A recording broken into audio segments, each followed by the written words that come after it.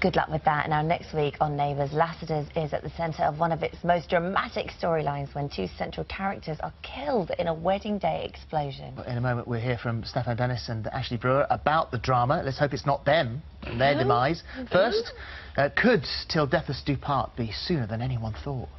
Come on, ladies, don't be shy. Don't get involved. Sit.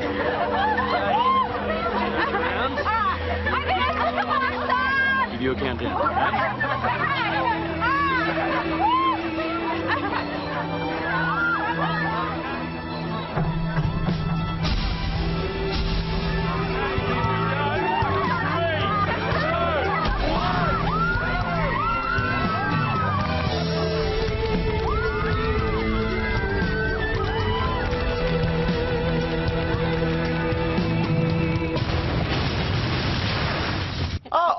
Whoa! We're looking at her face there. Can she see what's going on? Well, what happens is she sees Mason, this new character Mason, Dodgy Mason. Yes, so he does this as a distraction for future robbery. And she sees it. I see. Yeah. So it goes terribly wrong. Yeah, he doesn't do the explosion. Oh, he doesn't? No. Oh, my goodness. No. Or does No, she doesn't know. Eve remembers. I wasn't there. Why are you telling me? No, I remember. Sonia is about to throw the bouquet, and then she remembers... She recognises Mason, though. Yeah, she knows that it's him. Something. She knows that something's going on, which is what she's spotting to start with. Oh. See how well we know the show? Yeah, I'm loving it. It's better in my head. That is what happens. Do you know, it's so lovely to see you both. We haven't met before. We have met numerous times over the years. It was only a few weeks ago, I think. Well, the last time I think was 4 years ago. Yeah. Let me just show you something from slightly this longer is going to be fun, isn't it? than that. Here you go. Stefan, Dennis, good morning and welcome to the program. Hello, good evening and welcome. First time in London since last September. Yeah. And you decided to spend a nice, warm Christmas in Britain. Yeah, well, it's warm as long as you're rugged up. Rugged up. That was 1990. What did you say? Like about 10? I was about 10. 1990. I was born then. Yeah. Oh, thanks. I'm rapidly going off you. Thanks so much. Yeah, great. So it's nice. Because you love coming over, because we're massive fans of Neighbours, and you're always, you know, so very warmly welcome when you come over. Yeah, no, it's lovely. Well, because of course I lived here for a while, as you know. Yeah. And so, so the new look Neighbours, it went through a stage of being a bit dark, didn't it? And now there is definitely a sort of positive feel to it. More families coming in. Yeah, well, that's what they're trying to do. When I say they're trying to, they're very successfully bringing it back to where it was.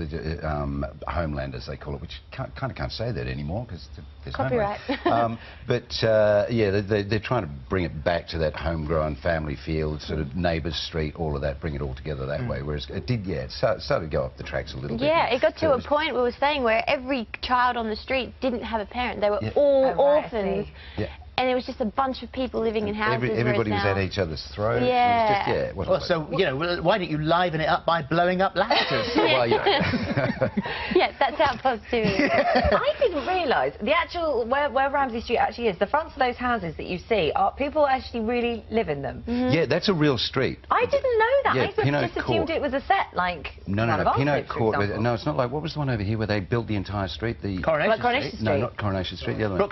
Brookside. Thank you. Yeah. Well, and everybody thought that as you think. Yeah. But that's actually a real street in Melbourne. And so where we film all the exteriors of the houses, we're not allowed to go in them. Occasionally we get a clearance to actually just go inside one of the front doors if you're waiting, if there's a shot of us coming in or out a door. But that's the most that we can do. So what they've actually done over Christmas, they built all the, well, 3 of the houses, they built complete on the back lot, complete backyards and half of the houses. So you can finally have a barbecue in the back garden. So now we can always film, happened. The barbecues are always had on the drive out front. Yeah. On the street. Look at this. Whose house is this? That's the Robbo's house, yeah. Is that your new house? Yeah, that's the back of the Robbo's. Yep. That is impressive. They really do look great as well. There's 2 more, and there's pools and spas. So obviously they're trying to make it a lot more sunnier. Yeah, see?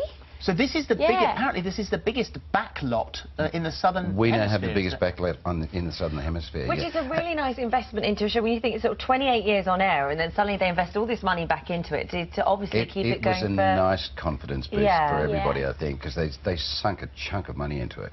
Well, it must be good for you guys, assuming that in this terrible explosion that we're going to see that you both managed to survive and that you're okay. I'm assuming you're not that close to the explosion because neither of you knew what happened. So I think you're quite. That's why we're here. We made it. You're quite safe. We weren't at the wedding. but great that, as Holly said, all of this has been built, which is terrific for the characters, terrific for the show itself. That this is got to be years of future shows because of the amount of money that they've invested. In it. Well, that's the idea. I mean, whenever we have a big press day or something like that, Richard, our executive producer, or one of the execs from Fremantle itself, they'll always say, look, you know, we've been going 28 years and look forward to another 28 years. And you sort of go, yeah. And then you go, well, actually, no reason why not at all. I mean, look at Coronation Street, what, 53rd year? No, exactly. 250 years that's been going. I just want to ask you very briefly, because we've got sort of a minute or so left, is your foot.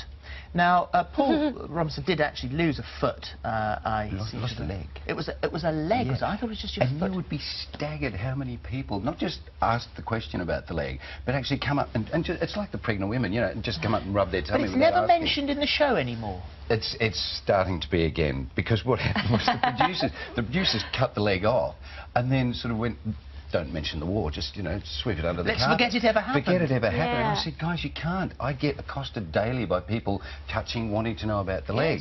And Stefan's so good. Every single scene, he'll be limping around. Like, I'll tune in sometimes and be like, oh, he's still limping. And we never mention it. I'm like, he's still limping. But it was really funny because I said to them, guys, you've got to start just, you know, mentioning. I don't mean make flags of it or anything like that, but just... Oh, of course, in soap, it grows back.